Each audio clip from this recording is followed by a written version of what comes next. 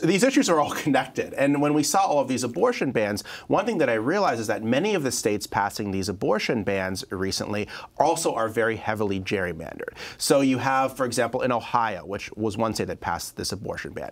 Republican candidates in Ohio for the state house got 50% of votes in the last election, but control 63% of legislative seats. You look at Missouri, a Republican candidates in the Missouri House got 57% of the votes, but control 71% of the seats. So what's happening is that these Republican-controlled states, like Ohio and Missouri, they are more extreme because of gerrymandering. They are more red because of gerrymandering, and that leads to more extreme policies like these abortion bans. And it helps explain why Republican politicians are passing laws that even in their own states people don't want. People don't want blanket bans on abortion, even in places like Missouri and Ohio.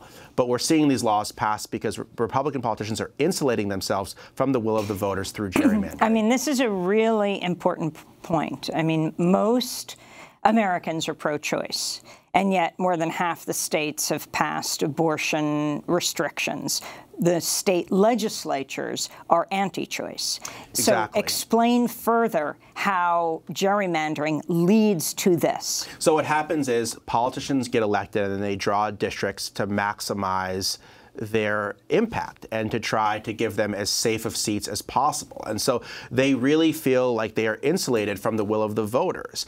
They are in very safe districts. And so what's going on here is that they're not really concerned about the views of the public writ large because they feel like they only care about the voters in their districts. They're chiefly worried about a primary challenge. So politics is getting pushed further and further and further to the right. And so public opinion really isn't impacting the discussion of abortion in a lot of these cases. You also have, in many of these states, overwhelmingly white, overwhelmingly male legislators that are not affected by abortion the same ways. And many of the constituencies that are most harmed by gerrymandering, constituencies like women, younger people, people of color, they are also going to be most affected by these abortion bans.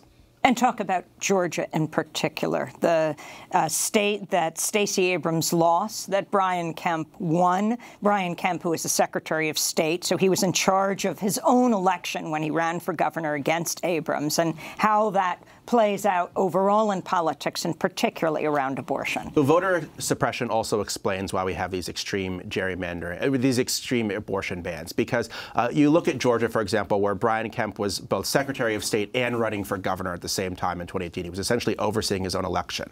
In that election, Georgia purged 2 million people from the voting rolls. They closed 214 polling places. 53,000 people had their registrations put on hold weeks before the election.